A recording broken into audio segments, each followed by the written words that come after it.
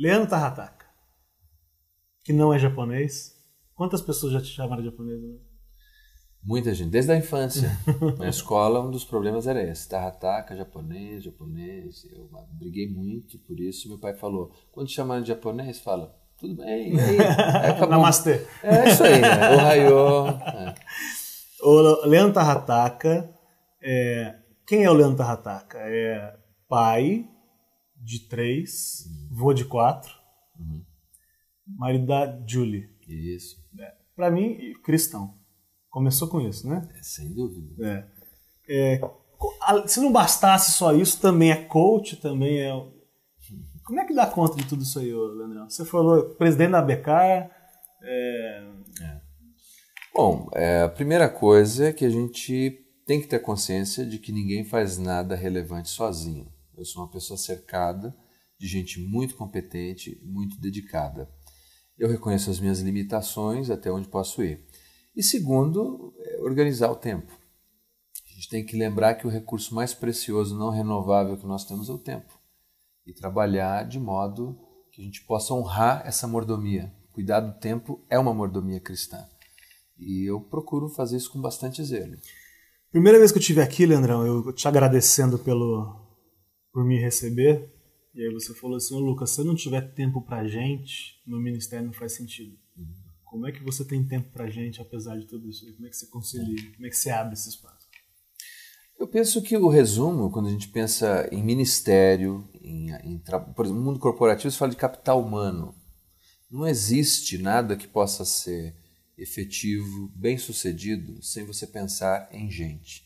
Jesus, no ministério dele, ele não construiu nenhum prédio, ele não escreveu nenhum livro. O que ele fez? Ele gastou o tempo dele com gente. Então, a minha prioridade é sempre gente. Embora eu tenha reuniões administrativas, como a gente estava falando aqui, uma porção delas, por estar envolvido com várias instituições e organizações, mas mesmo nesses ambientes eu me lembro sempre de que a gente tem que levar adiante o ideal da piedade cristã, do encorajamento, do amor fraternal. E é isso aí, gasto meu tempo com gente. Você é evangélico?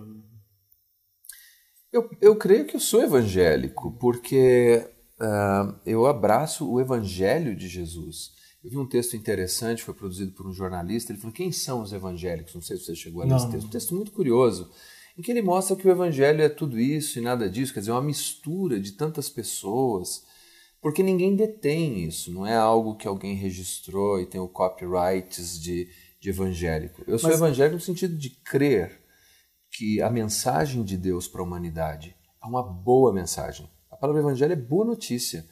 E eu sou um comunicador de uma boa notícia. Mas não dá mais trabalho ter que construir do jeito certo a imagem do evangélico? Não é mais fácil romper com uma semântica que Jesus nunca disse, ou sejam evangélicos, ou não? Ajuda aí, ajuda a entender. Porque a gente tem esse costume, eu, pessoal, eu acho mais fácil. Fala assim, não sou evangélico, eu sou discípulo de Jesus. E aí vamos tentar construir alguma coisa nova. Nós sabemos que, por exemplo, a gente tem afirmações clássicas no Novo Testamento sobre a gente crer no Evangelho. Né? Então, se crer no Evangelho te faz evangélico, por exemplo, se você torce para o São Paulo, te faz São Paulino? Aliás, eu não sei se você torce para o São Paulo. Claro que eu torço para o São Paulo, é uma questão de fé também. Então, isso te faz São Paulino. Então, eu creio no Evangelho.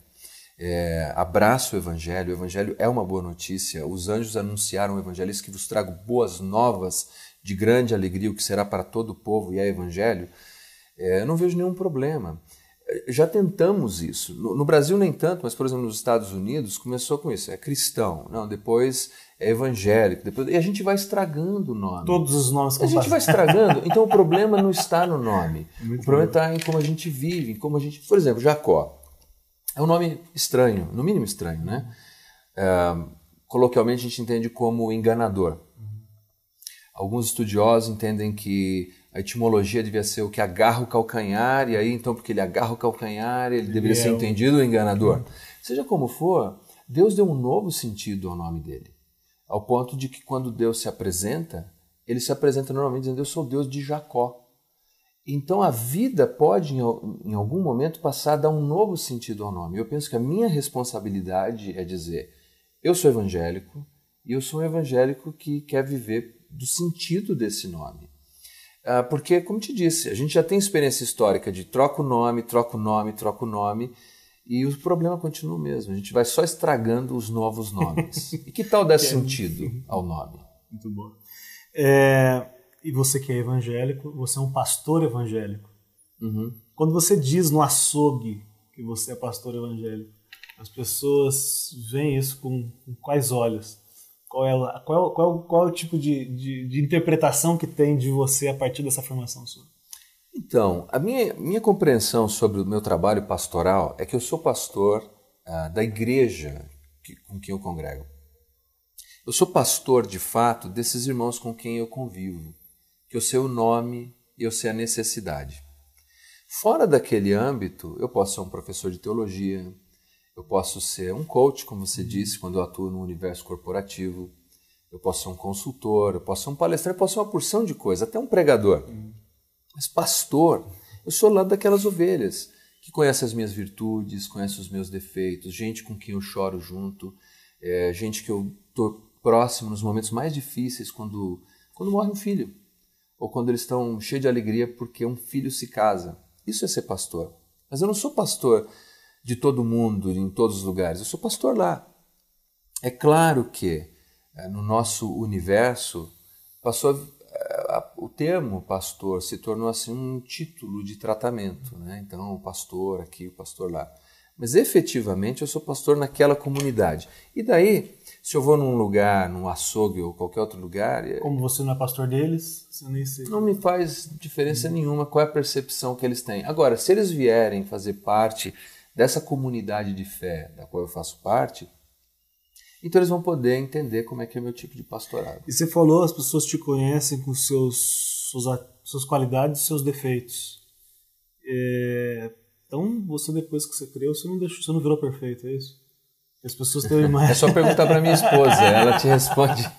Tem uma frase boa que é assim, tudo que eu gosto é ilegal e moral engorda. Faz sentido isso para você? Eu não parei para pensar com profundidade nisso, mas acho que se a gente pensar na nossa inclinação para fazer o mal, então pode ser assim. Sim. Mas se a gente considerar a partir da renovação que a gente tem no Evangelho de Jesus Cristo, então tem coisas muito boas que a gente deseja. Eu, por exemplo, tenho a alegria de desejar estar com os meus filhos, isso é bom. Essa verdade é universal. Tudo aquilo que é verdadeiro, que glorifica a Deus, que a gente pode olhar, conforme Paulo escreveu aos Coríntios, dizendo, tudo que você fizer, faça para a glória de Deus. Se a gente conseguir responder, eu consigo fazer isso aqui e glorificar a Deus de alguma maneira, então não é imoral, não é ilegal e não engorda. Engordado.